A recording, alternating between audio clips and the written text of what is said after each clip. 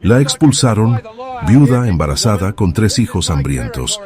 Le apuntó el dedo y la mandó lejos, frente a todos, como quien descarta lo que ya no le sirve. Sin techo, sin comida, sin nadie. 4 días caminando por la tierra seca, con el vientre de 8 meses y 3 niños tomados de la mano, hasta que llegó al borde de un abismo, y del otro lado, no era el fin. Era agua corriendo entre palmeras, cascadas cayendo sobre roca roja, flores, verde, vida, un paraíso escondido que el coronel jamás había pisado. Cayó de rodillas, no de derrota, de algo que ya no esperaba volver a sentir. Antes de continuar, deja un comentario para ayudarme. Tu comentario es muy importante. Puedes escribir lo que quieras, que lo leeré y responderé. Dale like si esta mujer merecía más de lo que él le dio. Suscríbete al canal, porque lo que ella encontró allá adentro era algo que el coronel nunca debió dejar escapar. Y fue exactamente ahí donde su historia comenzó a derrumbarse. Lo que tenía Zenaida Bravo Montiel al momento en que Venancio Trejo golpeó su puerta podía enumerarse sin esfuerzo. Un metate de piedra volcánica con una mella en el borde derecho que su madre había tenido antes que ella, 3 mudas de ropa para cada uno de sus hijos, una cobija de lana café que olía todavía a Fortino, aunque ya habían pasado 18 meses desde que él dejó de usarla, un costal con aproximadamente 4 kilos de maíz, 2 ollas de barro, una cuchara de madera, una aguja de coser, hilo negro y hilo blanco, y el vestido de flores desteñidas que había sido de su madre y que ahora cargaba su propio vientre redondo y firme, visible a simple vista desde hacía ya 3 meses. Eso era todo. No había dinero, no había título de ninguna tierra, no había carta de nadie que pudiera servir de algo en ningún tribunal. Había el cuarto de adobe donde dormían los 4, que no era de ella sino del coronel Próspero Aldama Retes, y era de ella solo porque Fortino había sido peón de confianza, y esa cortesía se la habían extendido por inercia durante los primeros meses de viudez. Esa mañana la inercia terminó. Venancio Trejo no era un hombre de palabras largas. Tenía 44 años, cara flaca, bigote ralo, y la costumbre de hablar mirando un punto fijo detrás de la persona con quien hablaba, como si el mensaje que traía no fuera realmente suyo, sino de alguien más grande que él, que prefería no aparecer. Le dijo a Zenaida, parado en el marco de la puerta a las 7 de la mañana, con el sol todavía bajo y frío, que el coronel necesitaba el cuarto para alojar a un nuevo encargado que venía del sur, que tendría 3 días para desocupar. No hubo explicación adicional. No hubo oferta de otro espacio, no hubo disculpa de ningún tipo. Venancio terminó de hablar, esperó 2 segundos por si ella decía algo, y al no recibir respuesta, giró sobre sus talones y se fue cruzando el patio de tierra sin mirar atrás. El sonido de sus botas sobre el suelo seco se fue alejando con una regularidad casi mecánica. Refugio lo escuchó todo desde adentro. Tenía 9 años y estaba parada junto a la mesa con un pocillo de atole en la mano. No dijo nada.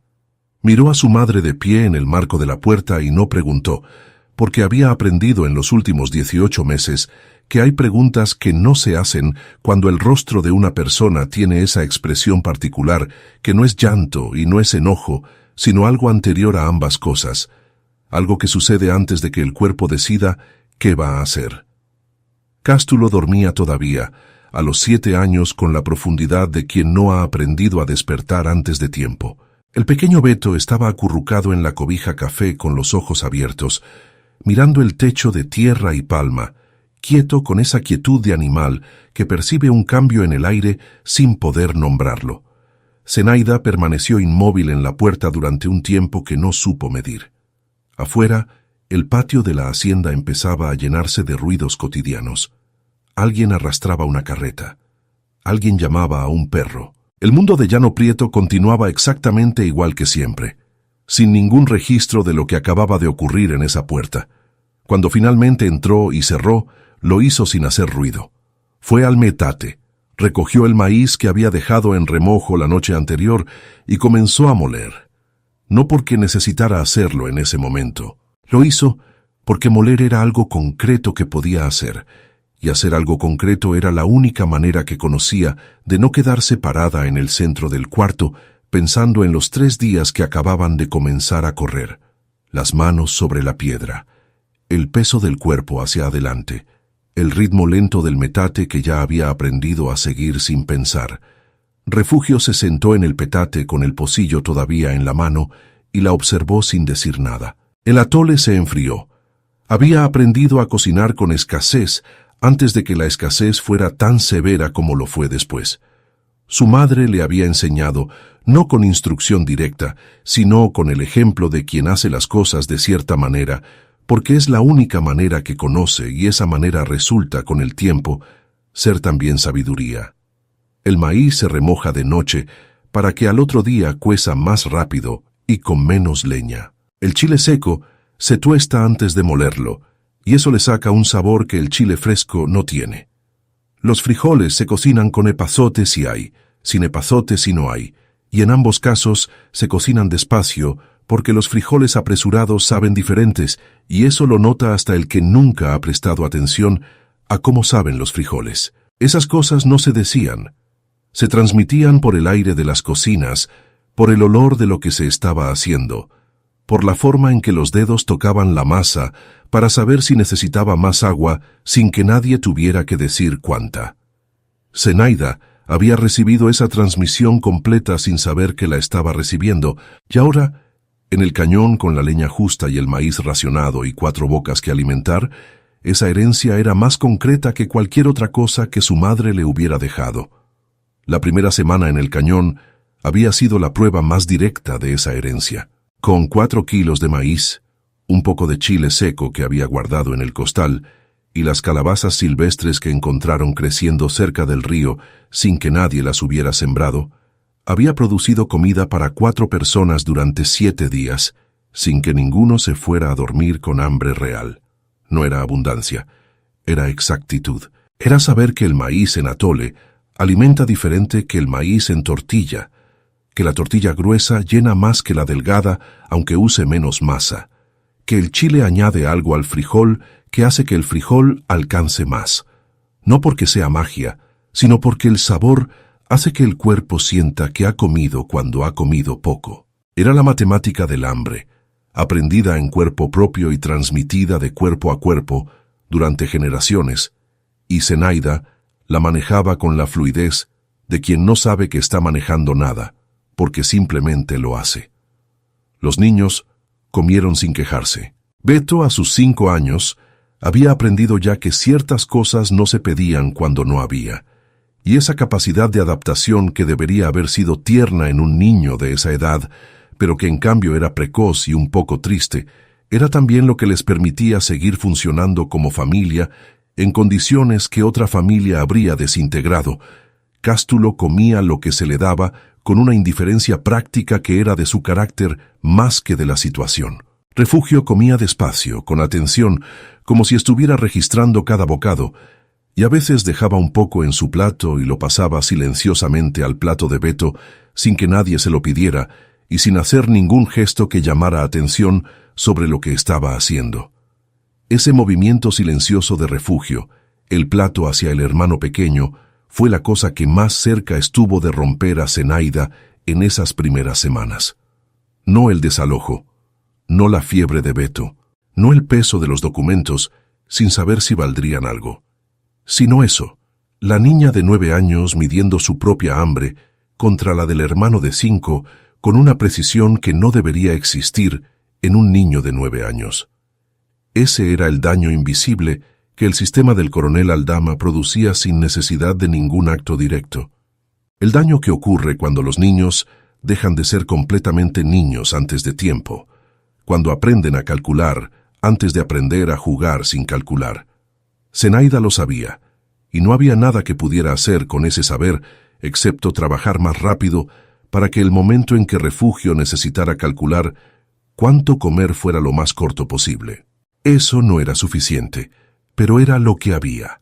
Llano Prieto era una hacienda del norte seco, de esas que uno reconoce desde lejos por la ausencia antes que por la presencia, ausencia de árboles altos, ausencia de color sostenido en la tierra, ausencia de cualquier sonido que no viniera del viento o de los animales, o del trabajo humano. El coronel Próspero Aldama la había adquirido 20 años atrás por métodos que nadie en el pueblo nombraba en voz alta, porque nombrarlos en voz alta implicaba consecuencias que nadie estaba dispuesto a pagar. Tenía 58 años, cuello grueso, bigote canoso, y administraba su hacienda con la tranquilidad de quien sabe que ninguna de las 40 familias que dependen de él tiene a dónde ir que no sea peor. No era un hombre de violencia visible. Nunca lo habían visto gritar. Su manera de ejercer el poder era más económica.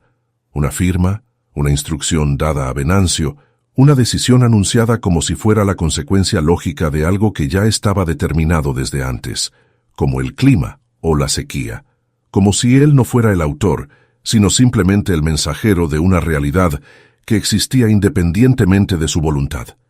Esa manera de proceder era quizás su forma más eficiente de violencia.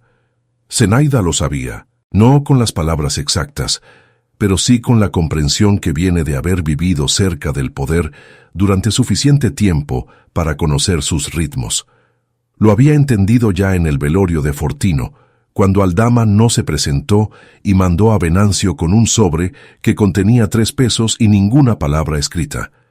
Lo había entendido 3 meses después, cuando la ración de maíz quedó reducida a la mitad porque ella no era peón activo. Lo había entendido cada vez que Venancio aparecía en su puerta con alguna instrucción nueva que no admitía réplica y que Aldama nunca firmaba personalmente, de modo que nunca hubiera un papel que dijera que él había tomado esa decisión. Era una burocracia invisible, eficiente, diseñada para producir resultados sin dejar evidencia de intención, que ahora esa burocracia la estaba dejando sin techo con 3 hijos menores y un cuarto en el vientre, en la franja seca del norte, en agosto, cuando el calor no daba tregua ni de noche. Esa tarde fue al pueblo a ver al alcalde. Caminó el 1,5 kilómetros con Beto en la cadera y Refugio a su lado, porque Cástulo estaba en casa con instrucciones de no abrir a nadie y de no dejar que Beto se acercara al fogón. El alcalde se llamaba Feliciano Busto, tenía unos 55 años, voz blanda y la costumbre de asentir continuamente mientras alguien hablaba, como si el movimiento de la cabeza pudiera sustituir a la comprensión real. Zenaida le explicó su situación con precisión clínica.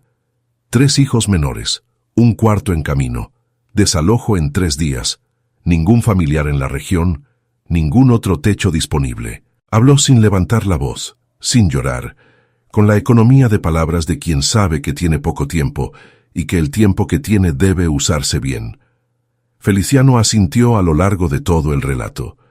Cuando ella terminó, esperó un momento, como si estuviera considerando algo, y luego le dijo que él comprendía perfectamente su situación, pero que el coronel Aldama era el propietario legítimo de esa vivienda y que la ley, en estos casos, amparaba la decisión del propietario. Le sugirió con una amabilidad que resultaba más hiriente que el rechazo directo, que buscara acomodo con alguna familia del pueblo que pudiera recibirla por caridad. Así dijo, por caridad. Luego tomó su pluma como si necesitara escribir algo, aunque no había nada que escribir y eso fue todo. Zenaida se puso de pie, acomodó a Beto en la cadera, acomodó su rebozo y salió. No respondió nada, no porque no tuviera que decir, sino porque había entendido que no había nada que decir que Feliciano Busto fuera a escuchar. Afuera, en la calle de tierra del pueblo, Refugio la esperaba sentada en el borde de la acera, con las manos sobre las rodillas, mirando el suelo. Caminaron de regreso sin hablar. El sol de la tarde pegaba de lado y alargaba sus sombras hacia el oriente. 2 figuras largas y delgadas sobre el polvo, una grande con algo redondo y firme al frente, una pequeña y quieta a su lado. Nadie en la hacienda intervino. Las otras familias de Llano Prieto la miraban con esa mezcla específica de pena genuina y alivio de que no les hubiera tocado a ellas, que es quizás la forma más humana de la cobardía. No querer el daño del otro, pero tampoco querer el riesgo de compartirlo. Tomasa, vecina de 38 años, fue esa noche a llevarle un poco de frijoles cocidos y un trozo de pan, y le dijo que lo sentía mucho, que si pudiera haría más, pero que su marido le había pedido que no se metiera en esto. Lo dijo sin mentir, con la culpa visible en la cara, y eso hacía la cosa más difícil de recibir que si hubiera sido simple indiferencia. Zenaida agradeció con las dos manos, sin amargura, porque sabía que Tomasa no mentía, y que el miedo de Tomasa era real, y que el miedo real no se juzga de la misma manera que la crueldad deliberada. Comieron esa noche con más que lo que habrían tenido. Fue algo. La relación de Zenaida con Cleotilde era de las que no requieren mucha explicación porque su funcionamiento es visible en lo que hacen y no en lo que dicen. Cleotilde había atendido el parto de Cástulo años atrás, cuando Fortino todavía vivía, y la situación era diferente, aunque no tan diferente como uno querría, porque la precariedad en Llano Prieto era antigua y no había empezado con la muerte de Fortino, sino mucho antes. Desde ese parto había habido entre las dos una relación de conocimiento mutuo que no era amistad en el sentido de confidencias compartidas y conversaciones largas, sino en el sentido más austero de reconocerse. Cleotilde reconocía en Zenaida a alguien que no se engañaba sobre su situación, que no buscaba consuelo donde no lo había, que hacía preguntas directas y escuchaba respuestas directas sin necesitar que le suavizaran nada. Zenaida reconocía en Cleotilde a alguien que sabía lo que sabía, con la solidez de quien lo ha ganado en carne propia y no en libros, y que no desperdiciaba ese saber en afirmaciones vacías. Cuando Cleotilde le habló del cañón aquella tarde, mientras le revisaba el vientre, no fue un impulso de generosidad momentánea, fue el resultado de un cálculo que Cleotilde había hecho en silencio durante semanas, desde que se enteró del desalojo por las habladurías del pueblo. Un cálculo que incluía lo que ella sabía del territorio, lo que sabía de Aldama, lo que sabía de Zenaida, y lo que sabía de las pocas opciones que existían para una mujer en esa situación, en ese lugar y en ese tiempo. No era un plan perfecto lo que le ofreció, era el mejor punto de quiebre que Cleotilde veía en una situación que de otro modo no tenía ninguno. Y lo ofreció sin adornos ni promesas que no pudiera cumplir, porque Cleotilde no prometía lo que no podía cumplir desde los primeros años de su oficio, cuando aprendió que en los momentos de mayor fragilidad, las promesas vacías hacen más daño que el silencio. Lo que nunca dijeron entre ellas, en ninguna de las conversaciones que tuvieron durante esos meses, era cuánto le debía Zenaida a esa información. No porque no hubiera deuda, sino porque nombrarlo habría cambiado la naturaleza de lo que había entre ellas, y ninguna de las dos quería eso. Había cosas que se devolvían con trabajo y con presencia, y con la disposición de hacer lo que se pudiera cuando se pudiera, y eso era exactamente lo que Zenaida hacía. Cuando Cleotilde bajaba al cañón, siempre había algo preparado para que comiera, y siempre había alguien disponible para acompañarla de vuelta al camino de Cabras, porque subir sola a los 67 años sobre roca era más riesgo del necesario.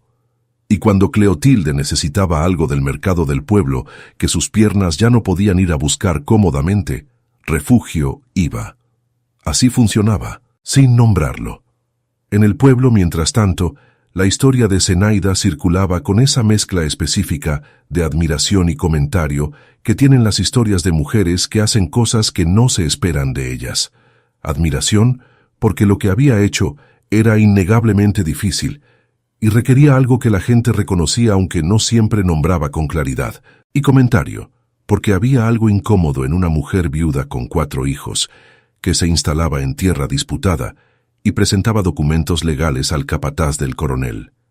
La incomodidad no era envidia exactamente, era más parecida al reconocimiento de que si ella podía, entonces las razones por las que los demás no podían eran más complicadas de sostener de lo que antes parecían, y ese reconocimiento era un peso que mucha gente prefería no cargar.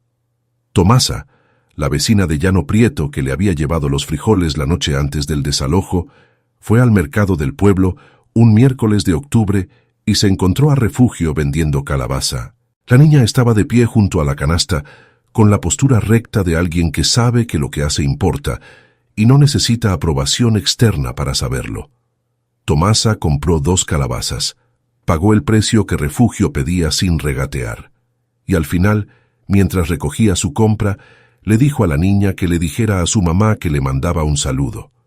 Refugio dijo que sí. Tomasa se fue.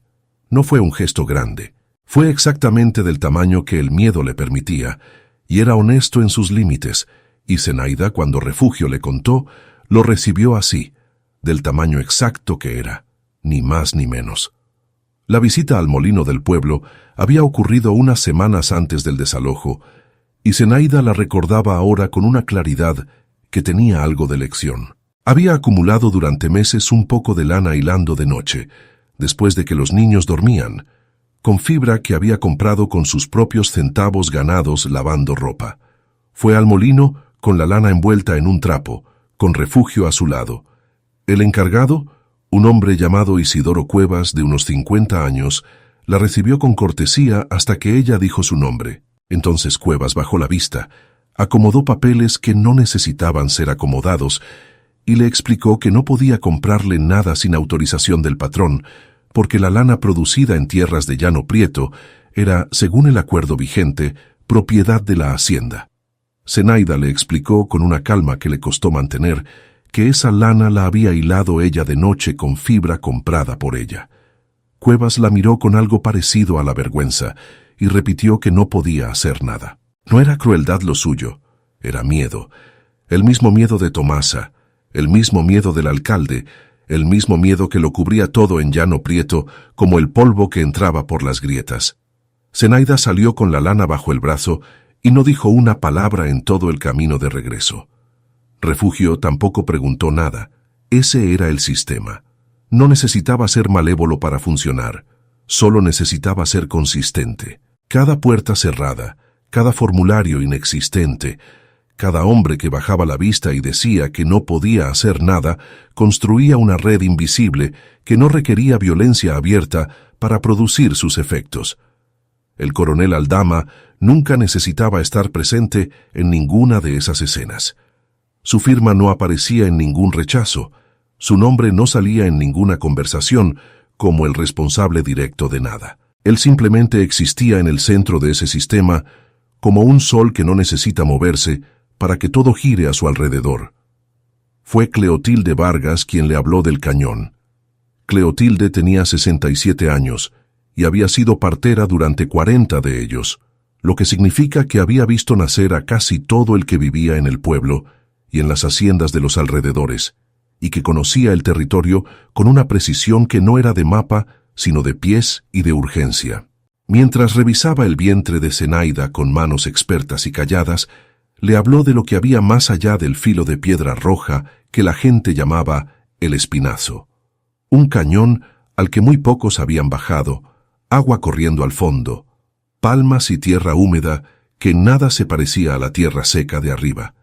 Y al fondo, siguiendo el río hacia el poniente, las paredes de un asentamiento viejo. «Medio abandonado», dijo Cleotilde. «No sé si queda alguien, pero el agua es real, y la tierra es de Dios, y Aldama no la tiene escriturada porque nadie le ha dado motivo todavía para hacerlo».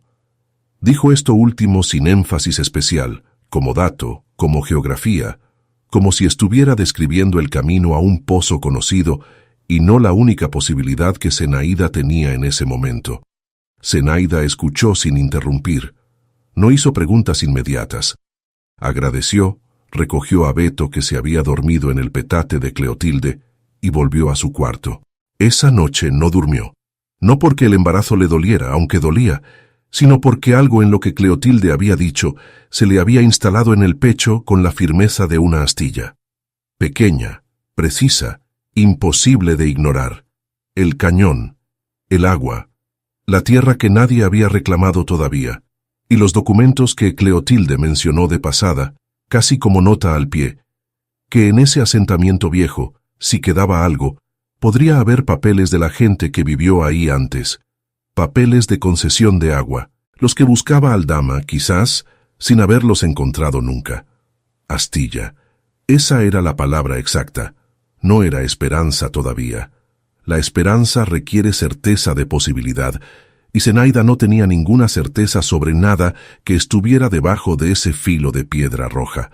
Lo que tenía Era un punto de presión que no cedía, y a veces eso es suficiente para moverse. Al tercer día, Venancio apareció de nuevo. Esta vez traía 2 hombres que Zenaida no conocía, jóvenes, silenciosos, que se quedaron en el patio mientras Venancio se paraba en el marco de la puerta, con una expresión que era la expresión de alguien que está haciendo exactamente lo que le dijeron que hiciera y no tiene ninguna opinión personal al respecto. Zenaida ya había empacado. Había pasado los 2 días anteriores haciendo lo único que podía hacer, organizar lo que tenía de manera que pudiera cargarlo o cargarse con los niños. El metate iría cruzado en el costal, la cobija enrollada, la ropa de los niños en el bulto que Refugio cargaría, los 2 días de maíz que quedaban en una bolsa pequeña que Cástulo llevaría colgada al pecho. Beto la llevaría ella en la cadera derecha, alternando con la izquierda según el cansancio. El cuarto, el que venía, lo llevaría donde siempre lo había llevado, adentro, sin opción de dejarlo en ningún lugar. Salió sin que Venancio dijera nada más. Refugio cargaba su bulto. Cástulo llevaba a Beto de la mano con la bolsa de maíz colgada al pecho. Zenaida cargaba el costal del metate y su propio peso, que era considerable, y caminó sin voltear. El patio de la hacienda estaba vacío a esa hora. Las otras familias no habían salido de sus cuartos. Tomasa asomó un segundo por la ventana y volvió a desaparecer. Nadie salió. El perro de la hacienda los siguió un tramo y luego se quedó sentado en el límite de la propiedad, mirándolos irse. El camino de terracería que salía de Llano Prieto hacia el norte estaba bordeado de mezquites bajos y arbustos de gobernadora. En agosto, el suelo tenía una costra dura que crujía bajo los pies y levantaba un polvo fino que se pegaba en la garganta. Caminaron hasta la primera curva sin hablar. Cuando el perfil de la hacienda desapareció detrás de un cerro bajo, Cástulo preguntó a dónde iban. Zenaida le dijo que a un lugar donde había agua. Cástulo consideró esto por un momento y no preguntó más, con la fe práctica de los 7 años, que cree en las cosas concretas. Si hay agua, hay algo. Durmieron la primera noche bajo un mezquite a la orilla del camino, con la cobija extendida sobre el suelo y los niños pegados unos a otros por el frío de la madrugada. Zenaida no durmió. Repasó las instrucciones de Cleotilde en su cabeza. Seguir el camino de terracería hasta el Cerro Pelón con forma de silla de montar, girar al poniente por la vereda de piedra blanca, caminar hacia el espinazo hasta ver el filo rojo. Después, bajar. Cleotilde no le había dicho cómo bajar porque dijo que al llegar al filo se entendía solo. El camino de cabras existía si se lo buscaba. Eso había dicho. Si se lo buscaba. La segunda noche Beto tuvo fiebre. Subió sin anuncio, de golpe, como suben las fiebres de los niños chicos, que van de bien a mal en el tiempo que tarda en oscurecer. Zenaida lo sostuvo toda la noche, con la cabeza de él contra su cuello, sintiendo el calor de su frente, meciéndolo levemente, aunque no había cuna donde mecerlo. A veces el niño se quedaba quieto, y ella sentía que el calor cedía un poco, y esperaba que siguiera cediendo, y a veces el calor subía de nuevo, y él se retorcía sin despertar del todo, y ella le humedecía la frente con el poco agua que tenía en la cantimplora, y le hablaba en voz muy baja, tan baja que no eran palabras exactas, sino sonidos continuos, el sonido de su propia voz como hilo que lo retuviera del lado donde todavía estaba. Refugio se despertó a mitad de la noche y se quedó sentada sin decir nada, mirando a su madre y a su hermano con una expresión que no era de miedo, sino de algo más pesado que el miedo, algo que tiene el nombre de entender demasiado para la edad que se tiene. Cástulo durmió toda la noche y a la mañana no supo lo que había pasado. Al amanecer del tercer día, Beto abrió los ojos con menos calor en la frente y pidió agua. Zenaida le dio lo que quedaba en la cantimplora. Después recogió todo, puso a Beto en la cadera y siguieron caminando. La vereda de piedra blanca era exactamente como Cleotilde había dicho.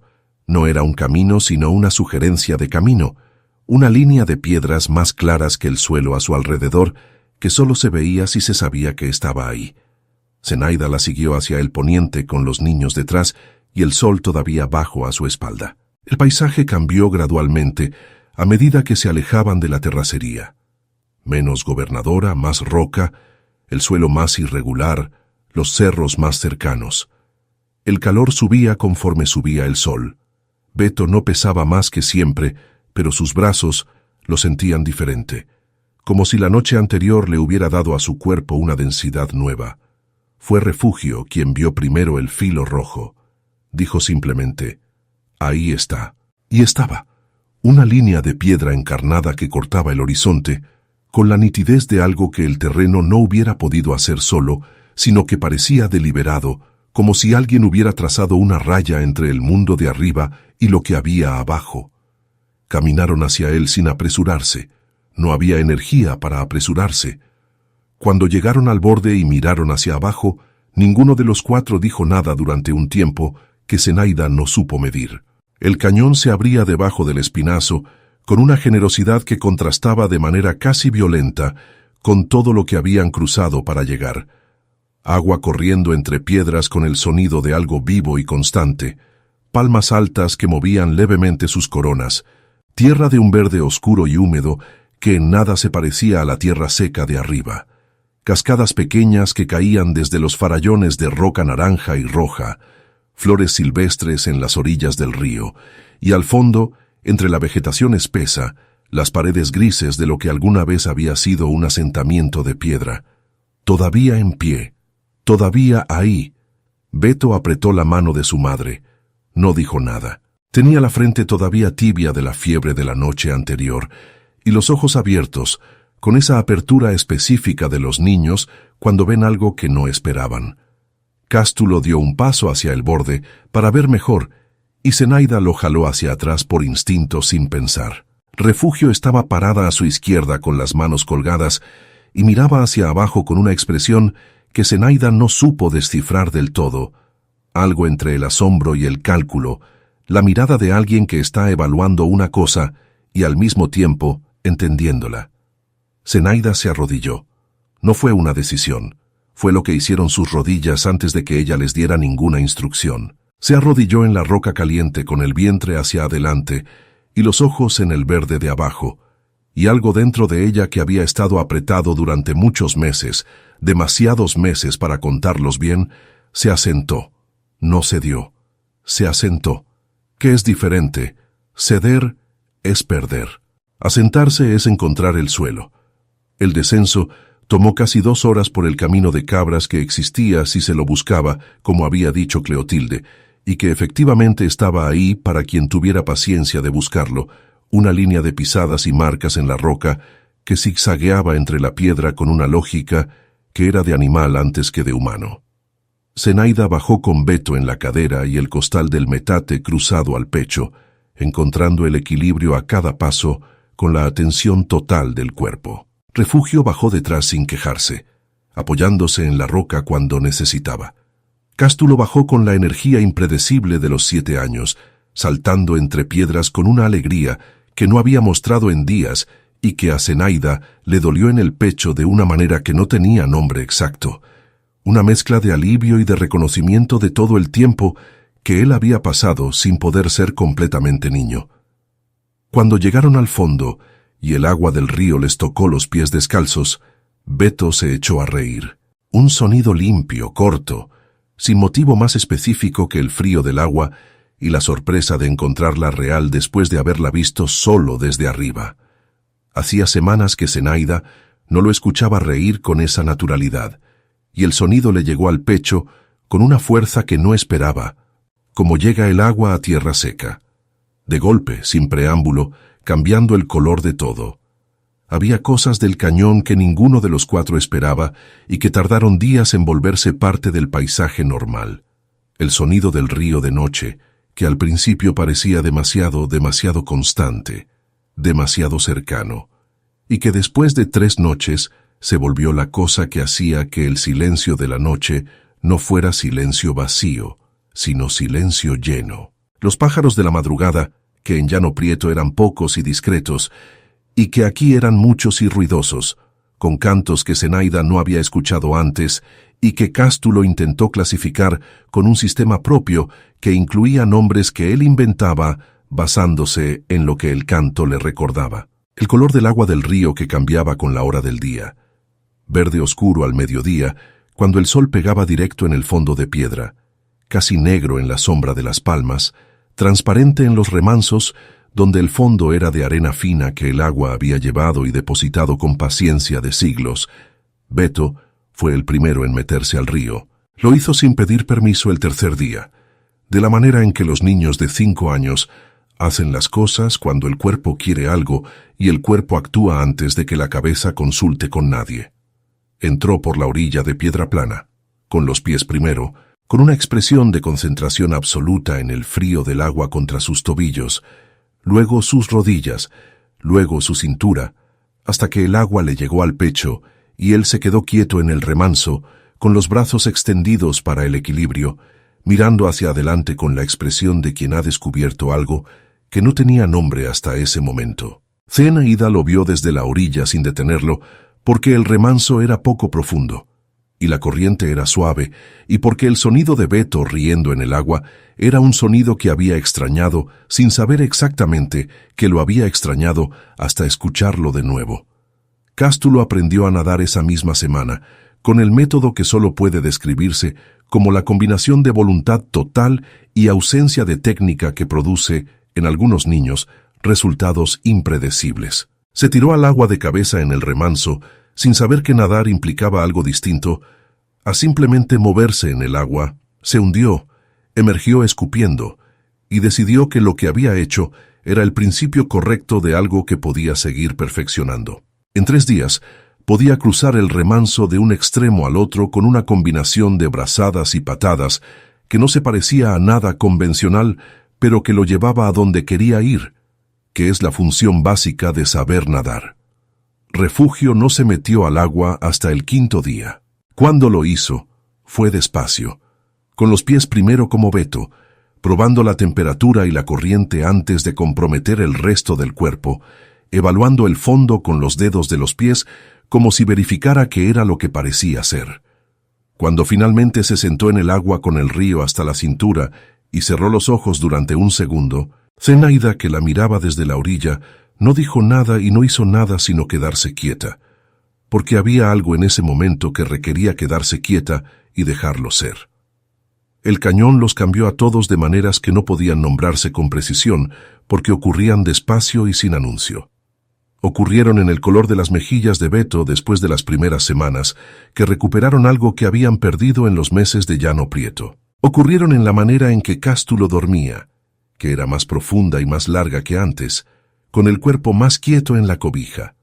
Ocurrieron en la voz de Refugio, que fue ganando algo parecido a volumen, no que hablara más, sino que cuando hablaba, el sonido llegaba más lejos, como si el espacio del cañón le hubiera dado permiso de ocupar más aire. Ocurrieron también en Zenaida, aunque ella fue la última en notarlo y todavía no lo nombraba, en la forma en que sus hombros estaban a la mañana al levantarse, que era menos hacia arriba que antes, como si el cuerpo hubiera soltado algo que había estado cargando de una manera particular desde hacía meses.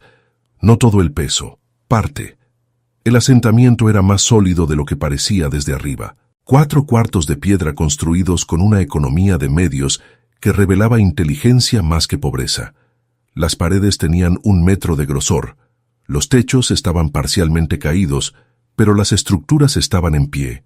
Los marcos de las puertas eran de madera dura que el tiempo había oscurecido pero no podrido. Había un canal de irrigación construido siguiendo la pendiente natural del terreno. Alguien lo había pensado bien antes de construirlo, calculando el ángulo con una precisión que no requería instrumentos, sino solo observación y paciencia. Junto al río, la tierra era oscura y húmeda y distinta en todo a la tierra seca de arriba, tierra que había recibido agua durante años y la guardaba, tierra que esperaba. Fue en el primer cuarto donde encontraron el paquete. Estaba en un hueco en la pared, detrás de una piedra que no encajaba del todo con las demás, envuelto en una tela encerada que alguien había elegido con cuidado porque era tela que protege de la humedad. Zenaida lo sacó con las 2 manos y lo apoyó en la palma de la izquierda, mientras con la derecha desenvuelve la tela.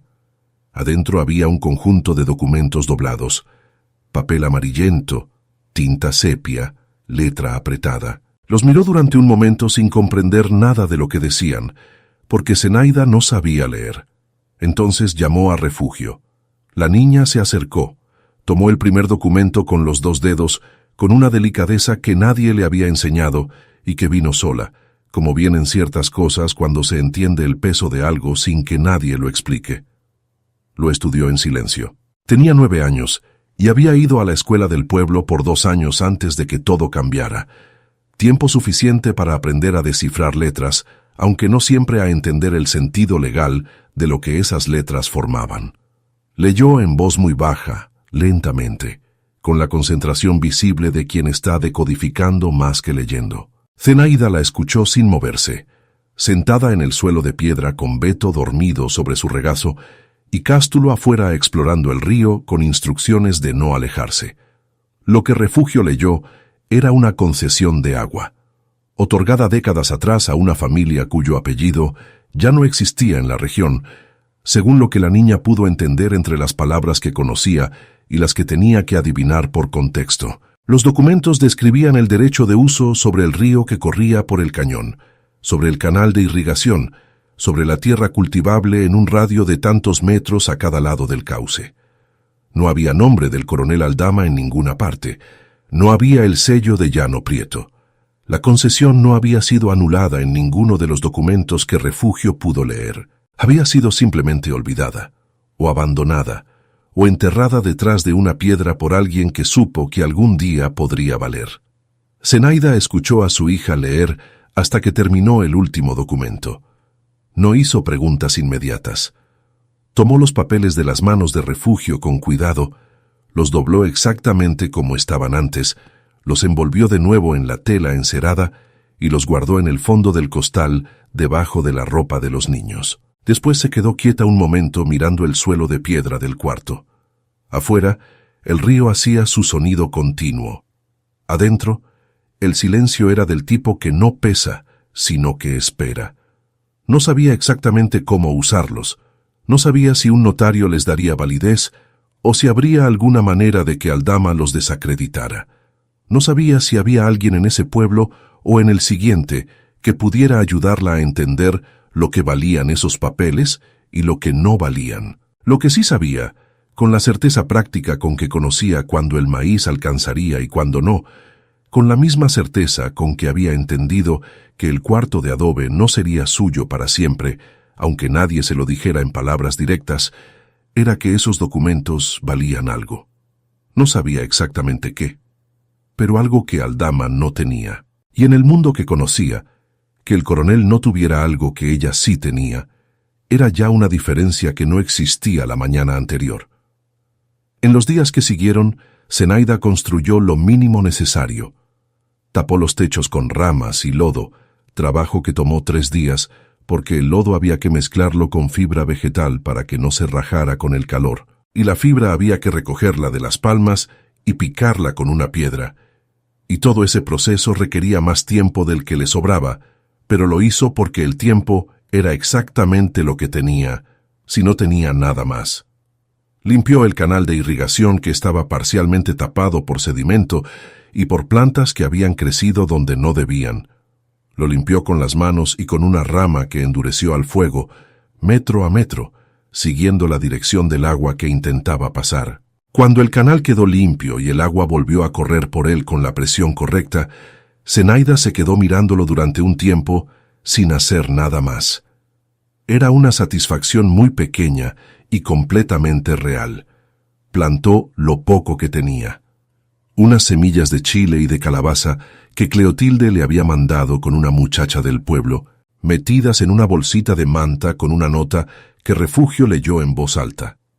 Decía que Cleotilde bajara cuando pudiera, que la situación legal de las tierras del cañón era confusa porque Aldama no las tenía escrituradas, y que una concesión de agua vigente, si era lo que parecía, era un asunto que un notario honesto tendría que considerar. Después una línea que no era de consejo sino de observación, que lo que Zenaida había hecho era lo más sensato que Cleotilde había visto hacer a alguien en mucho tiempo. Zenaida dobló el papel y lo guardó en el mismo costal donde estaban los documentos. Refugio había tomado la responsabilidad de los fuegos sin que nadie se la asignara. Cada mañana salía a recoger leña seca. Elegía la más seca primero porque sabía que ardía más limpio. La apiló de una manera ordenada que ocupaba el mínimo espacio y mantenía el fogón con una eficiencia que hacía que Zenaida pensara, mientras la miraba trabajar, que esa niña había dejado de ser niña en algún punto de los últimos 18 meses y que ese tránsito había ocurrido sin anuncio, sin ceremonia, sin que nadie le preguntara si estaba lista para hacerlo. Cástulo traía agua. No era una asignación tampoco. Fue simplemente lo que empezó a hacer la segunda mañana, con la cantimplora cruzada al pecho y una seriedad nueva que le cambiaba la postura. Beto se recuperó completamente de la fiebre en el tercer día y pasó el cuarto y el quinto explorando el río con la concentración absoluta de los niños de 5 años cuando han encontrado algo que los absorbe completamente. Las piedras del cauce, los renacuajos en los remansos, el sonido específico que hace el agua cuando pasa por debajo de una roca grande. Cleotilde bajó la segunda semana. Bajó despacio, con pasos cuidadosos pero firmes, con una bolsa que traía más semillas, y con sus manos que ya sabían lo que tenían que hacer antes de que el cuerpo de Zenaida dijera nada. Revisó el embarazo con calma. Dijo que todo iba bien, aunque el niño se había acomodado un poco de lado y habría que vigilarlo. Le indicó cómo dormir para ayudar al acomodo.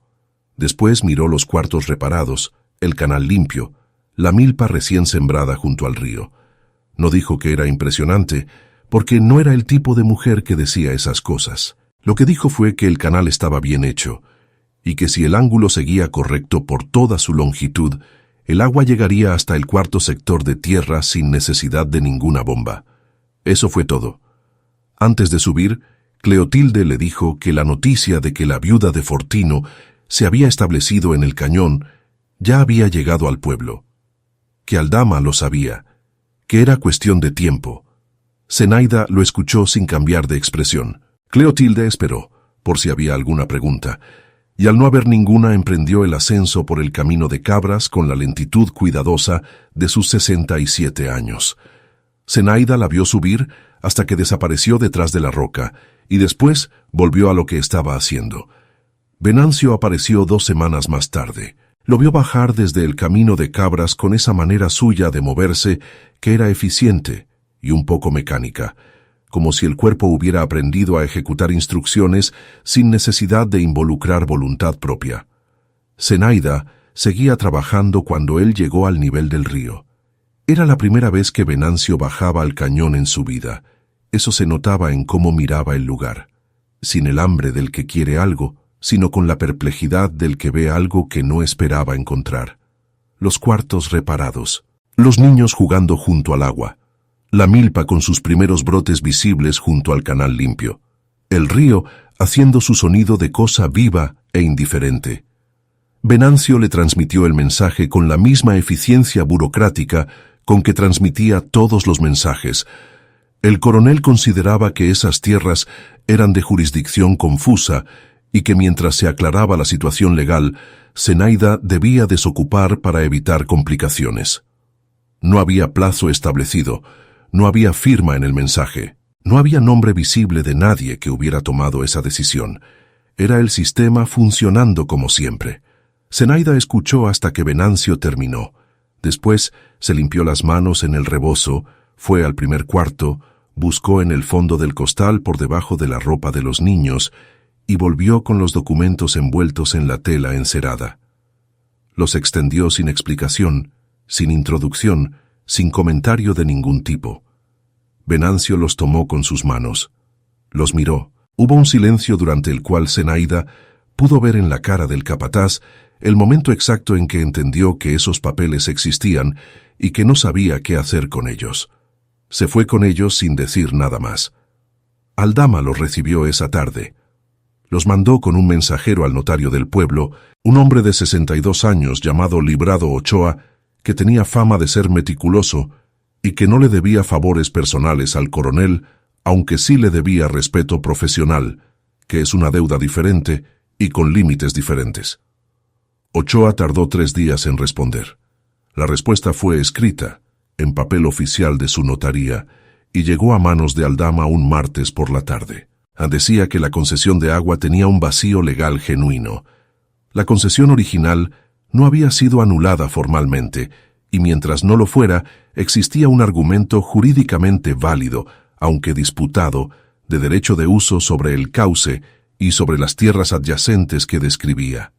Que la resolución de ese vacío requeriría proceso judicial formal, que el proceso podría tomar tiempo considerable, que el resultado no estaba predeterminado.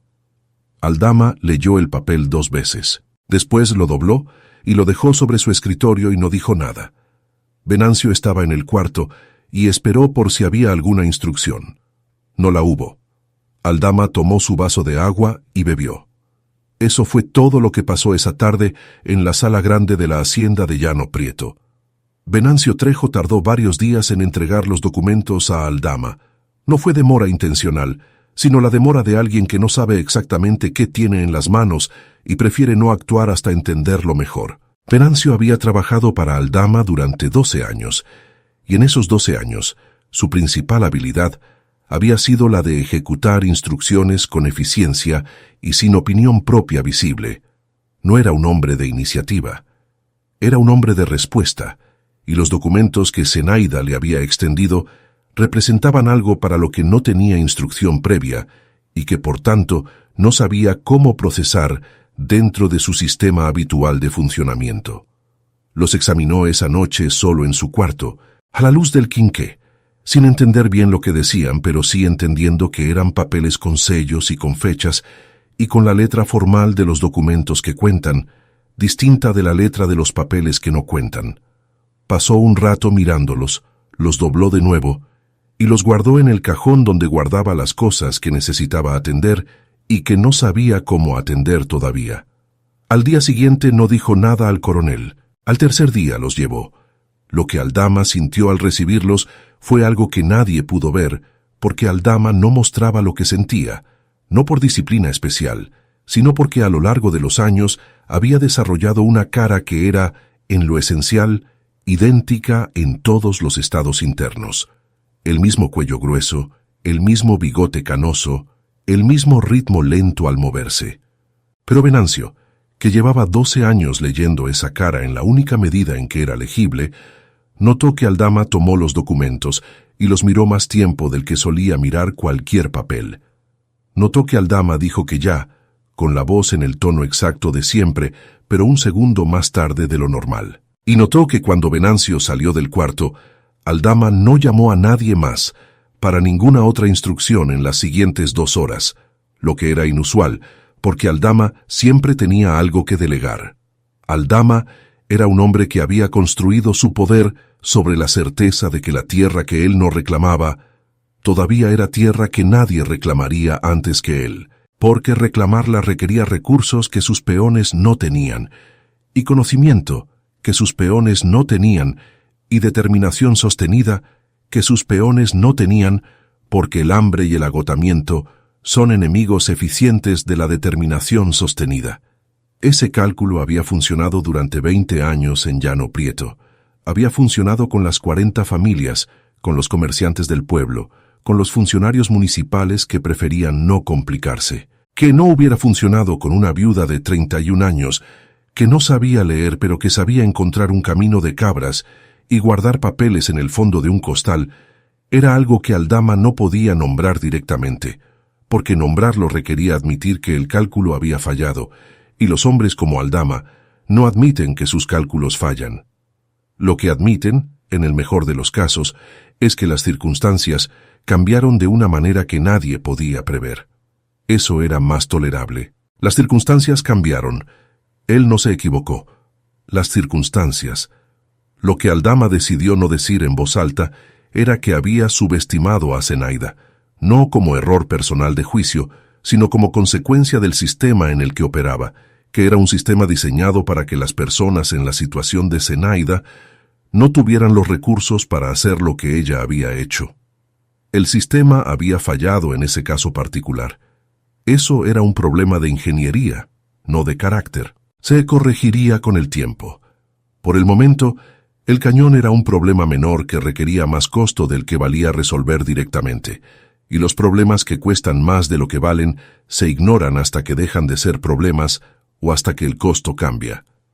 Aldama tomó su vaso de agua, bebió y pasó al siguiente asunto. Nadie le dijo a Zenaida que Aldama había tenido esa conversación interna. Nadie le dijo nada sobre lo que había pasado en la sala grande de la hacienda de Llano Prieto la tarde en que Venancio le llevó los documentos. Ella no necesitaba saberlo. Lo que necesitaba era tiempo y trabajo, y de ambas cosas tenía lo suficiente para seguir.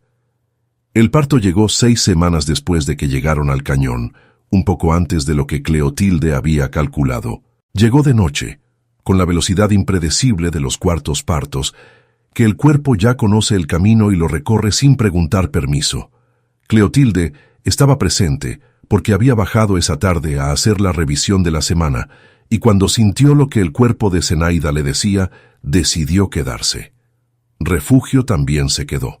No porque alguien le dijera que se quedara, sino porque no se fue, con la misma determinación silenciosa con que no se había ido de ninguna cosa difícil en los últimos 18 meses.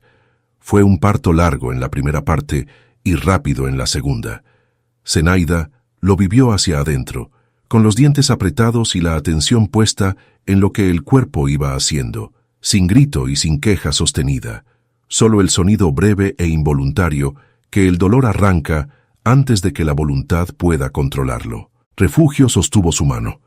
Tenía 9 años y la firmeza de alguien que ha decidido que estar presente es lo que puede dar y lo va a dar sin importar lo que cueste.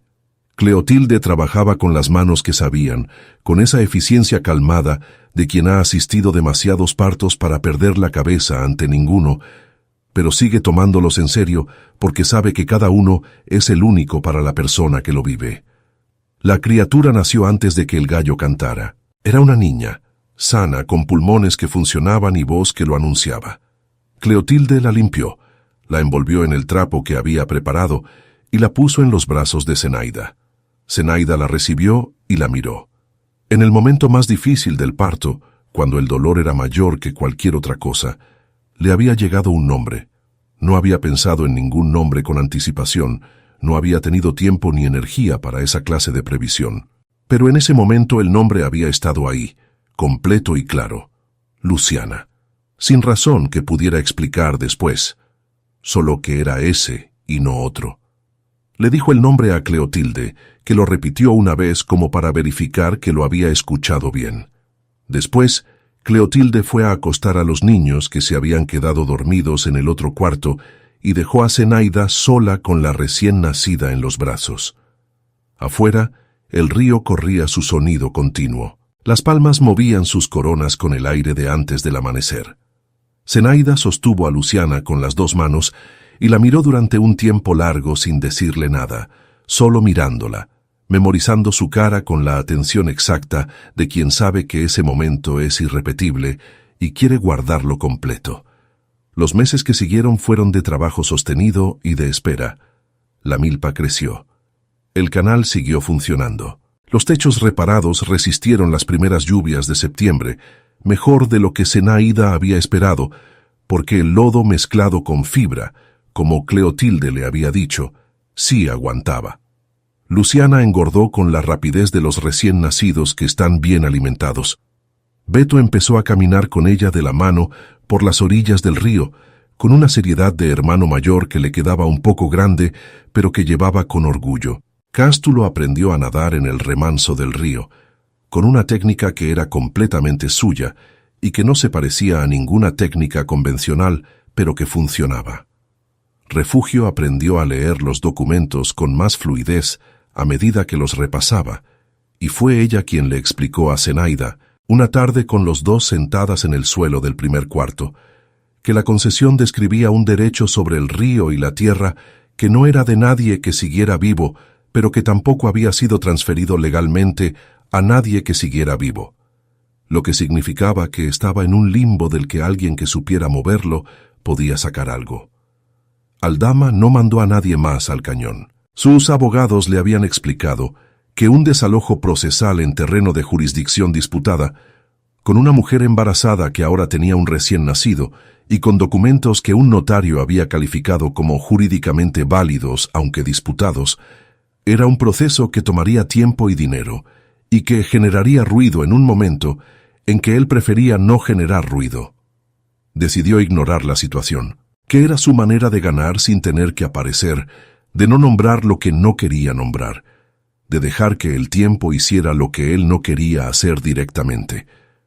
Pero ignorar a Zenaida era también dejarla en paz, y dejarla en paz era en los hechos una forma de terreno que ella podía trabajar, aunque no fuera una victoria que pudiera celebrarse, ni un papel que pudiera firmar.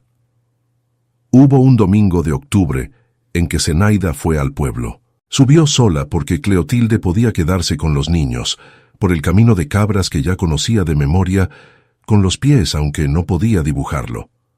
Fue a la notaría de Librado Ochoa. No tenía cita. No sabía si la recibiría. Llegó a la puerta. Tocó, y cuando el notario abrió se presentó con su nombre completo y le dijo que era la persona del cañón, que tenía los documentos que él había revisado y que quería saber si había alguien que pudiera ayudarla a entender lo que podía y lo que no podía hacer con ellos. Ochoa la miró durante un segundo. Era un hombre de exactitud, de esos que evalúan antes de hablar y hablan poco una vez que han evaluado. La hizo pasar. Le señaló la silla al otro lado de su escritorio. Le sirvió agua, que fue el primer gesto de hospitalidad simple que alguien le ofrecía en mucho tiempo, sin condiciones ni cálculo visible detrás. Zenaida se sentó con la espalda recta. Puso los documentos sobre el escritorio. Ochoa los tomó y los leyó de nuevo, esta vez en su presencia. Lo que el notario le explicó esa tarde fue lo siguiente, que la concesión era real y que tenía peso legal aunque no era definitiva porque había partes del proceso original que no estaban completas. Que para que fuera definitiva necesitaría un proceso de reconocimiento formal que llevaría tiempo y que requeriría la intervención de alguien con conocimiento legal que pudiera presentarlo ante la autoridad correcta. Que él no podía representarla porque tenía una relación profesional con Aldama que se lo impedía éticamente, pero que conocía a alguien en la ciudad del estado que se ocupaba de este tipo de casos y que era una persona honesta, en la medida en que la honestidad era posible en esa profesión, que si ella quería, él podía escribir una carta de referencia. Zenaida lo escuchó sin interrumpir. Cuando terminó le preguntó cuánto costaría el proceso. Ochoa dio una cifra. Era una cifra que Zenaida no tenía y que no sabía de dónde iba a sacar. Dijo que entendía. Recogió los documentos. Agradeció y se puso de pie. Ochoa la detuvo un momento. Le dijo que si ella estaba dispuesta a esperar, esas cosas a veces se movían con menos dinero del que parecía al principio, que dependía de cómo se presentaran y a quién. Que la carta la escribiría de todas formas, sin costo, porque era lo que correspondía hacer. Zenaida lo miró durante un segundo y dijo que sí, que la carta sería útil. Salió de la notaría con los documentos y con una carta que todavía no existía, pero que existiría. Bajó de vuelta al cañón por el camino de cabras, con el sol ya inclinado hacia el poniente. Cuando llegó al filo rojo y vio el cañón desde arriba, verde y húmedo, y vivo con el río corriendo al fondo, se detuvo un momento, no para contemplarlo, solo para ver exactamente lo que había, para hacer el inventario de lo que era real y lo que todavía no lo era, de lo que tenía y de lo que le faltaba, con la misma precisión con que había hecho el inventario de sus posesiones la mañana en que Venancio tocó su puerta. Lo que tenía: 4 hijos vivos y sanos, un techo que resistía la lluvia, un canal que funcionaba, una milpa que crecía, documentos con peso legal aunque incompleto, una carta que vendría de un notario honesto, tierra húmeda que esperaba ser sembrada con más que lo que había sembrado hasta ahora. El conocimiento preciso de un camino de cabras que nadie más conocía también. Lo que le faltaba: dinero para el proceso legal, tiempo que todavía no había pasado, un abogado en la ciudad que pudiera presentar el caso, la certeza de que Aldama no encontraría otra manera antes de que ella pudiera cerrar el proceso. Hizo ese inventario de pie en el filo rojo con el viento del atardecer, moviéndole los mechones que escapaban del recogido. Después bajó. Dentro de los cuartos de piedra los niños estaban donde siempre. Beto con Luciana, Cástulo junto al canal, Refugio con un libro que Cleotilde le había traído la última vez. Zenaida puso los documentos en el costal, en su lugar de siempre, debajo de la ropa de los niños.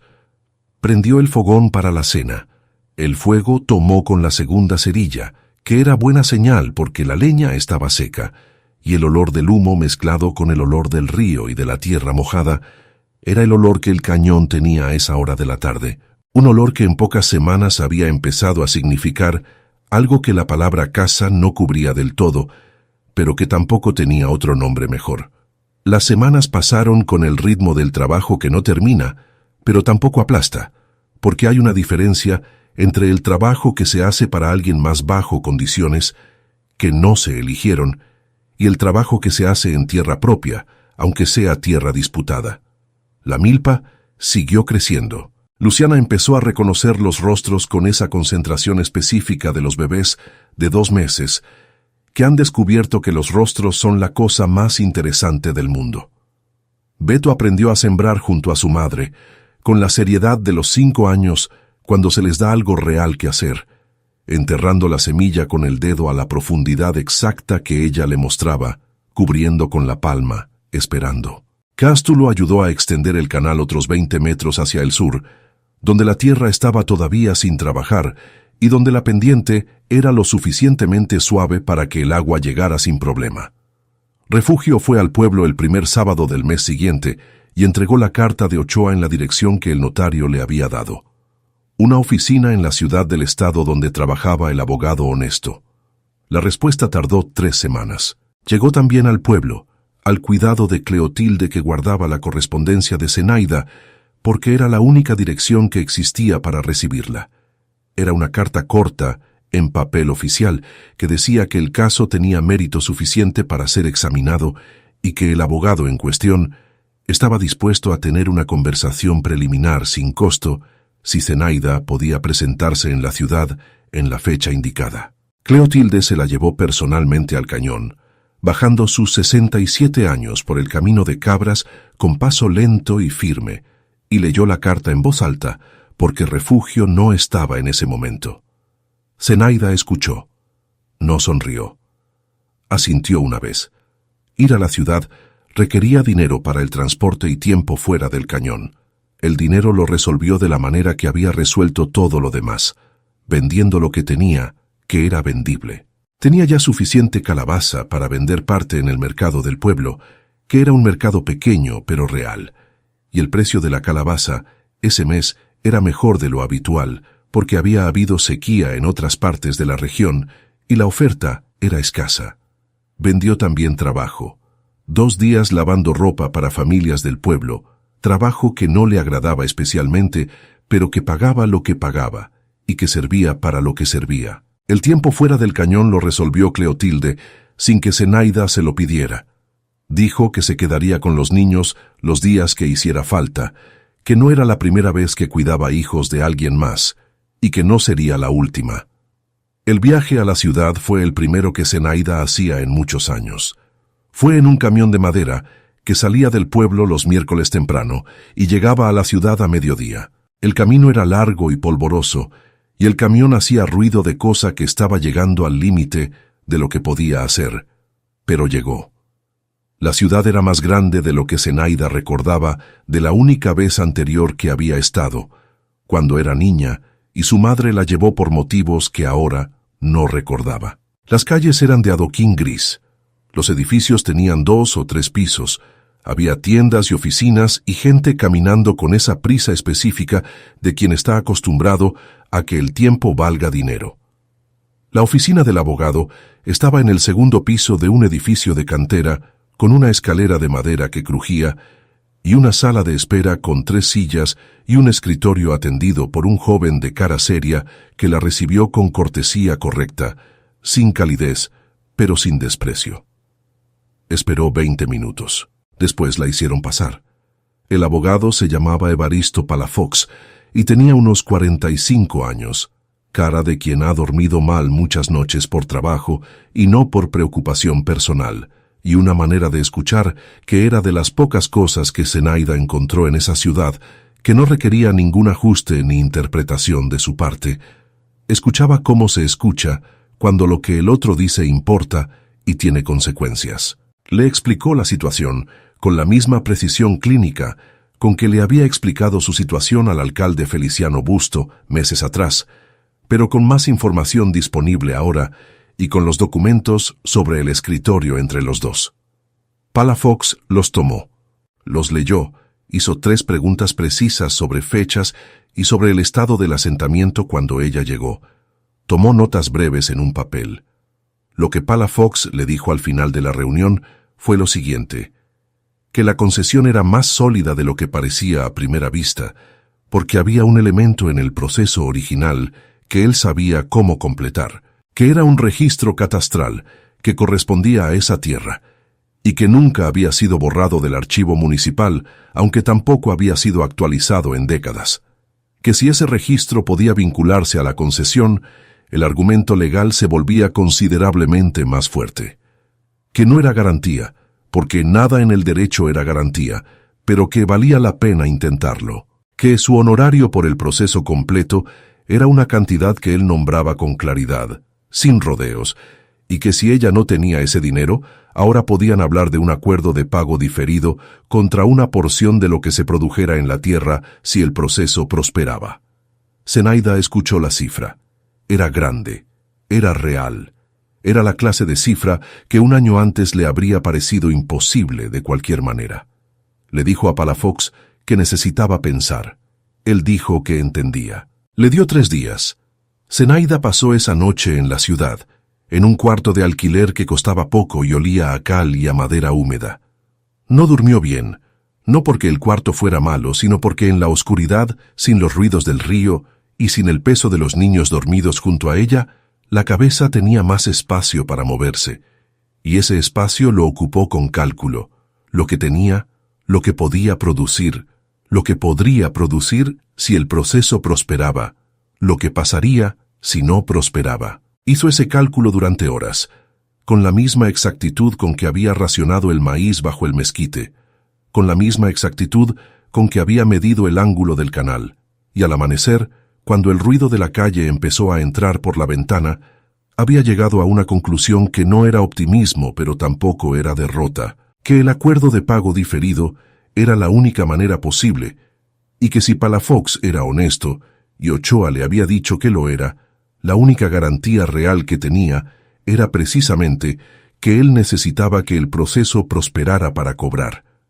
Esos intereses alineados eran más confiables que la buena fe sola. Volvió a la oficina de Palafox el segundo día y le dijo que aceptaba el acuerdo diferido. Palafox redactó los términos en papel y los firmó en 2 copias, una para cada uno. Zenaida firmó con la firma que había aprendido de joven, que era su nombre completo en letras que no eran especialmente elegantes, pero eran legibles y eran suyas. Palafox le dijo que comenzaría el proceso la semana siguiente, que lo mantendría informada a través de la dirección del pueblo, que esperara tener noticias en el plazo de 2 meses. Tomó el camión de vuelta al día siguiente. Llegó al pueblo al mediodía. Caminó el tramo al filo rojo, bajó por el camino de cabras, y cuando llegó al nivel del río, y vio los 4 cuartos con los techos reparados, y la milpa, y el canal, y a Beto y Cástulo jugando en el agua, y a Cleotilde sentada en la sombra de una palma con Luciana en brazos, y a Refugio leyendo su libro en la piedra junto al río, se paró un momento en el último tramo del camino, antes de llegar al nivel del agua. Cleotilde la vio llegar, y la estudió desde donde estaba, con la mirada de quien ha leído demasiados cuerpos para confundirse sobre lo que dicen. Zenaida llegó hasta donde estaba la anciana, se sentó en el suelo a su lado, tomó a Luciana en sus brazos. Cleotilde esperó. Zenaida le dijo que había firmado un acuerdo. Cleotilde dijo, bien, y no dijo más, porque Cleotilde sabía cuándo una cosa estaba dicha. Los meses siguientes tuvieron la textura específica del trabajo que se hace mientras se espera. No es la espera sola, que enloquece, ni el trabajo solo, que agota sin aliviar, sino los dos juntos, que es la única manera sostenible de estar en una situación que no se controla del todo. La milpa dio su primera cosecha en noviembre, más abundante de lo que Zenaida había calculado, porque la tierra húmeda junto al río era más fértil de lo que había visto nunca en Llano Prieto. Vendió parte en el mercado del pueblo, guardó parte para el siguiente ciclo de siembra, guardó parte para comer. Empezó a sembrar frijol en el sector que Cástulo había ampliado junto al canal. Cleotilde bajó 2 veces más, cada vez con algo: semillas, un ungüento para las manos que se agrietan con el trabajo constante, noticias del pueblo que no siempre eran buenas, pero que Zenaida prefería saber a no saber. El invierno del Cañón fue diferente al invierno de Llano Prieto. En Llano Prieto el frío de diciembre y enero era el frío de la tierra descubierta, sin sombra que lo moderara, un frío que bajaba recto desde el cielo sin obstáculo y se instalaba en los huesos con la persistencia de algo que no tiene apuro porque tiene todo el tiempo del mundo. El Cañón tenía su propio frío, más húmedo, que venía del río y de la tierra mojada, pero tenía también la protección de los farallones que bloqueaban parte del viento del norte y la densidad de la vegetación que conservaba el calor del día algo más tiempo que la tierra descubierta de arriba. Era diferente, no necesariamente mejor en todas las horas, pero diferente, y en la diferencia había un alivio que no era pequeño. Zenaida preparó para el invierno con la misma anticipación con que preparaba todo, sin drama y sin suposiciones, haciendo lo que podía hacerse con lo que había. Juntó leña suficiente para los meses de frío, eligiendo la más dura, la de mezquite y la de palma seca, que arde más lento y da más calor por hora que la leña blanda. Reforzó los techos de los cuartos con una capa adicional de lodo, mezclado con fibra más gruesa que la que había usado la primera vez.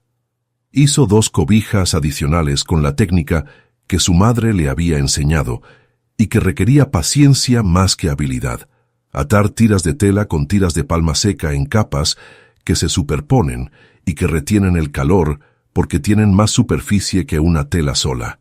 No eran bonitas esas cobijas, eran funcionales con la fealdad honesta de las cosas que se hacen para servir y no para verse. Los niños enfermaron menos ese invierno de lo que habían enfermado los inviernos anteriores en Llano Prieto, que era un dato que Zenaida notó y guardó sin hacer declaraciones al respecto, porque los datos se notan y se guardan y se usan cuando hacen falta, no se proclaman. Beto tuvo un resfriado a mediados de enero que duró 3 días y no pasó a más. Cástulo no enfermó en ningún momento del invierno, lo que era inusual para él, que tenía historial de bronquitis. Refugio tuvo un periodo de 2 semanas con los ojos llorosos y la nariz congestionada, que Cleotilde dijo que era alergia al polen de alguna planta del Cañón y que pasaría cuando la planta dejara de florecer, y pasó efectivamente cuando Cleotilde dijo que pasaría. Luciana creció ese invierno con la velocidad específica de los bebés que tienen suficiente leche y suficiente calor y suficiente brazo en que descansar. A los 3 meses sonreía, a los 4 reconocía las voces y volvía la cabeza hacia el sonido de la voz de Zenaida, incluso cuando estaba de espaldas. A los 5 meses Beto la cargaba en brazos por períodos breves, con la seriedad concentrada de quien ha recibido una responsabilidad que no quiere fallar, con Zenaida siempre cerca, pero sin intervenir, a menos que hubiera una razón concreta para intervenir. La primera vez que Luciana rió de verdad, un sonido que no era el gorjeo reflejo de las primeras semanas, sino algo más deliberado, más conectado con algo externo que la había provocado, fue un mediodía de febrero, cuando el sol entraba por la puerta del primer cuarto, en un ángulo que hacía que el río, visible desde esa posición, brillara de una manera particular, y Beto estaba haciendo sombras con las manos en la pared, y las sombras se movían de una manera que a Luciana le pareció, por alguna razón específica de los 4 meses y medio de estar en el mundo, extremadamente graciosa. Rió con el cuerpo completo, con las piernas pateando el aire y los brazos abiertos, con una generosidad de alegría que no requería nada de nadie más que el sol y el río y las sombras de las manos de su hermano. Beto quedó inmóvil un segundo, sorprendido por el efecto que había producido sin buscarlo, y luego repitió el movimiento de las manos, lentamente, a propósito, para ver si volvía a pasar. Volvió a pasar. Zenaida los vio desde la puerta y no dijo nada. Guardó ese momento en el mismo lugar donde guardaba las cosas que no tienen nombre exacto, pero que no deben perderse. Fue en esa semana de febrero cuando llegó la carta de Palafox con la primera noticia concreta del proceso legal. Llegó a través de Cleotilde, que la había recibido en el pueblo de manos del correo municipal. Cleotilde la bajó al cañón ese mismo día, despacio pero sin demora, con el sentido de urgencia específico de quien sabe que ciertas cosas no se demoran aunque no haya prisa en sentido estricto. Se sentó con Zenaida en el suelo del primer cuarto y esperó mientras Refugio leía en voz alta, con esa paciencia de Cleotilde que no era pasividad, sino presencia activa, la capacidad de estar completamente en el momento sin intentar adelantarlo. La carta era buena. No resolvía nada todavía, pero era buena. Y Cleotilde, que no acostumbraba a hacer comentarios sobre las noticias que traía, sino dejar que la persona las procesara a su propio ritmo, esta vez dijo una sola cosa cuando Refugio terminó de leer, que era lo que podía esperarse si el papel valía lo que Cleotilde había calculado que valía. Nada más. Pero viniendo de Cleotilde, eso era suficiente. Las noticias del pueblo en esos meses incluían lo siguiente: que el coronel Aldama había preguntado al notario Ochoa sobre el estado legal del asunto, y Ochoa le había dicho que había documentos que complicaban la situación, que Aldama no había respondido de ninguna manera visible, que el alcalde Feliciano Busto había tenido una conversación con alguien del pueblo sobre la situación del cañón, y había dicho que él no se metía en asuntos de jurisdicción disputada, que Tomasa había preguntado cómo estaba Zenaida, y Cleotilde le había dicho que bien, que trabajando, que Isidoro Cuevas, el del molino, había saludado a Cleotilde con una cordialidad que antes no tenía, lo que podía significar muchas cosas o ninguna. Había mujeres en el pueblo que nunca la habían conocido personalmente y que, sin embargo, tenían opiniones sobre lo que había hecho. Esas opiniones llegaban a Zenaida de manera indirecta, a través de Cleotilde y de Refugio, que iba al mercado y escuchaba lo que se escucha en los mercados cuando uno no llama la atención, pero tiene orejas. Las opiniones eran variadas, pero seguían ciertos patrones que Zenaida reconocía, porque los había visto antes en otras formas. El patrón de la admiración mezclada con advertencia, que decía que era admirable lo que había hecho, pero que eso tenía un costo, y que el coronel no se iba a quedar quieto para siempre. Frase que no era exactamente un deseo, sino una predicción, que también era un deseo disfrazado de preocupación. El patrón del escepticismo benevolente, que decía que los papeles podían valer o podían no valer, y que los papeles en manos de gente sin dinero rara vez valían lo mismo que en manos de gente con dinero, lo cual era verdad en términos generales, aunque no siempre en términos específicos. Y el patrón, menos frecuente pero presente, de la identificación sin palabras, mujeres que escuchaban la historia de Zenaida y no decían nada, pero cuyos rostros hacían algo que no era exactamente expresión, sino reconocimiento. El reconocimiento de quien ha estado en una situación no idéntica, pero sí análoga, y sabe desde adentro lo que cuesta estar en ella. Zenaida no fue al pueblo más de lo necesario durante esos primeros meses, no porque le importara lo que decían, sino porque el tiempo era un recurso finito, y el cañón tenía demandas concretas sobre ese recurso que el pueblo no tenía. Pero cuando iba con la presencia directa de alguien que no está pidiendo permiso para estar en un lugar. Caminaba por el mercado, compraba lo que necesitaba, respondía a los saludos que recibía con la brevedad exacta que requería cada uno y se iba. Esa manera de ocupar el espacio sin ostentación ni disculpa era en sí misma una declaración que no necesitaba palabras. Isidoro Cuevas, el del molino, la saludó la primera vez que se cruzaron después del desalojo con una cordialidad que tenía algo de esfuerzo visible, como si estuviera tratando de compensar por algo sin nombrarlo. Zenaida le respondió el saludo y siguió caminando. No había rencor en ese gesto. El rencor requiere energía que Zenaida no tenía disponible para esa clase de cosas. Lo que había era la memoria precisa de lo que había ocurrido en el molino y la comprensión de que ese episodio decía más sobre el sistema en el que Cuevas operaba que sobre el carácter de Cuevas como persona, aunque el carácter de Cuevas como persona había tomado la decisión de operar dentro de ese sistema sin resistencia, lo que no era una decisión neutral, aunque tampoco era la decisión más terrible de las que se podían tomar. El alcalde Feliciano Busto la evitó durante meses, no de manera visible, no cruzando la calle cuando la veía venir, sino con esa manera de no estar disponible que practican los funcionarios cuando una situación se ha desarrollado de una manera que no favorece su posición previa. Reuniones inesperadas, salidas a tiempo que coincidían con las llegadas de ella, un hijo que atendía las consultas en los primeros 30 minutos de cada mañana.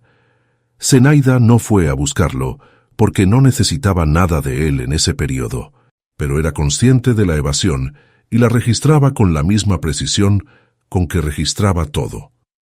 Como dato, como información sobre el estado de las cosas, como parte del mapa del territorio que estaba aprendiendo a leer. El notario Ochoa fue el único funcionario del pueblo que se comportó de manera que no requiriera ningún ajuste interpretativo. Lo que dijo que haría, lo hizo. La carta de referencia llegó en el tiempo que dijo que llegaría. Cuando Zenaida fue a agradecerle, meses después, él lo recibió con la misma exactitud sin adorno con que había recibido todo lo demás. Dijo que era lo que correspondía hacer, que no había más que agradecer, y que esperaba que el proceso prosperara. Luego le preguntó sobre el estado de la milpa, con el interés genuino de alguien que ha cultivado tierra alguna vez en su vida, y sabe lo que significa que una milpa crezca bien en tierra nueva. Hablaron unos minutos sobre la profundidad del suelo junto al canal, sobre la orientación solar del cañón, sobre las variaciones de temperatura que el farallón producía en distintas horas del día. Fue la conversación más normal que Zenaida tuvo en el pueblo en muchos meses, y eso en sí mismo era un dato que no era pequeño. La primera respuesta de Palafox llegó en enero. Decía que el registro catastral había sido localizado y que estaba en el estado que había predicho. No borrado, no actualizado, con el nombre de la familia de la concesión original, que había presentado una solicitud formal de reconocimiento ante la autoridad municipal correspondiente, que la respuesta esperada era en el plazo de 30 días, que todo seguía en curso. Zenaida leyó la carta, que Refugio le leyó en voz alta con la fluidez que había ido adquiriendo, y la guardó en el costal con los demás documentos. Fue al río, lavó las manos, y volvió al fogón donde la cena estaba a medio hacer. En febrero llegó la segunda carta. Decía que la solicitud había recibido respuesta afirmativa provisional. El registro catastral había sido reconocido como vinculado a la concesión de agua, que esto no era la resolución final, que aún había pasos que completar, pero que el argumento legal estaba ahora en una posición significativamente más sólida, que Aldama, a través de su representante legal, había sido notificado y tenía plazo para presentar objeción, que Palafox confiaba en el resultado, aunque la prudencia exigía esperar la resolución formal. Zenaida escuchó esta carta también, guardada también en el mismo lugar. No celebró nada.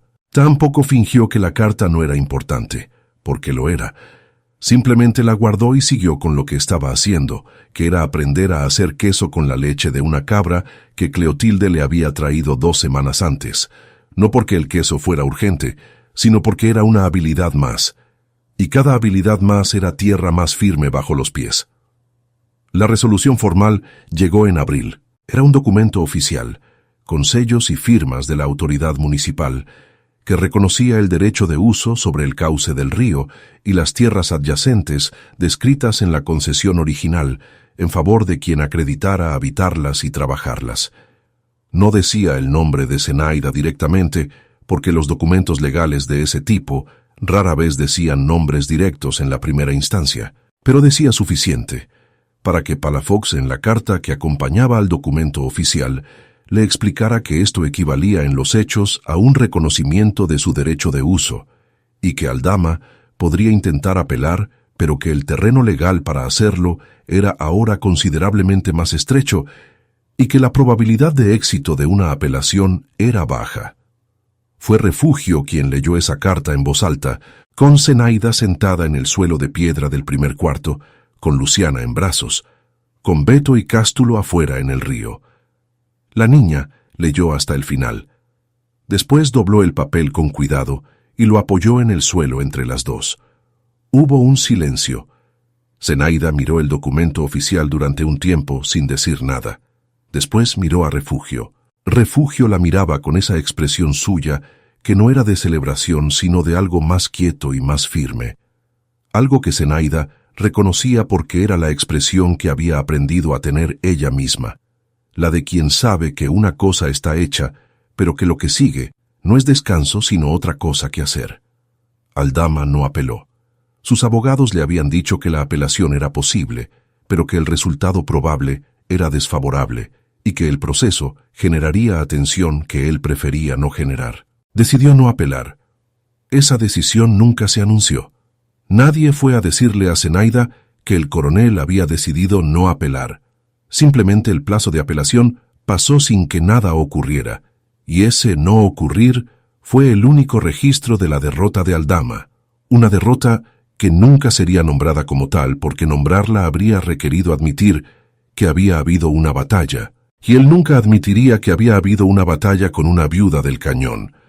Zenaida lo supo cuando Palafox le escribió en mayo diciendo que el plazo había vencido sin apelación y que el reconocimiento era ahora firme, que el proceso estaba concluido, que la carta de cierre llegaba junto con el documento que acreditaba el estado final del caso, que en cuanto a los honorarios, dadas las circunstancias, aceptaba el pago diferido según lo acordado, a razón de lo que ella pudiera ir pagando con lo que produjera la tierra, sin fecha límite rígida, sino con el compromiso de regularidad que Zenaida considerara posible. Esa carta también la leyó Refugio. Esa carta también se guardó en el costal. Zenaida no festejó nada esa noche. Preparó la misma cena de siempre. Acostó a los niños a la misma hora, revisó el canal a la misma hora que siempre lo revisaba antes de dormir, caminando por el borde con los pies descalzos en la tierra húmeda, verificando que el agua corría bien, que no había sedimento acumulado donde no debía. Refugio cumplió 10 años en el cañón. No hubo celebración especial porque no había recursos para celebraciones especiales, pero Cleotilde subió esa mañana con un dulce de calabaza que había preparado ella misma y que sabía exactamente como debía saber, sin exceso ni escasez de ningún ingrediente. Refugio lo recibió con las 2 manos y lo comió despacio, con la atención que le daba a las cosas que valían la pena, sentada en la piedra junto al río con los pies metidos en el agua. Zenaida la observó desde la orilla durante un momento. 10 años era una edad que no era niña, pero tampoco era otra cosa todavía. Un borde desde el que se puede mirar hacia los 2 lados, y Refugio lo habitaba con la misma seriedad tranquila con que habitaba todo lo demás. Lo que Zenaida no dijo en voz alta ese día, y que no dijo en ningún otro día porque no era el tipo de cosa que se decía, sino el tipo de cosa que se vivía, era que Refugio había sido el primer ser humano que la tomó de la mano en el parto de Luciana con una firmeza que no temblaba, y que ese gesto, esa mano de 9 años que no cedió durante horas, había sido una de las cosas más concretas que alguien le había dado en los 2 años anteriores. No era deuda lo que sentía, era reconocimiento. Y el reconocimiento, cuando no tiene palabras porque las palabras habrían sido demasiado pequeñas para lo que contenían, se paga de otras maneras, asegurándose de que la niña tuviera libros, de que hubiera tiempo para leerlos, de que la escuela del pueblo fuera parte del plan que todavía estaba construyendo para el año siguiente y el que venía después.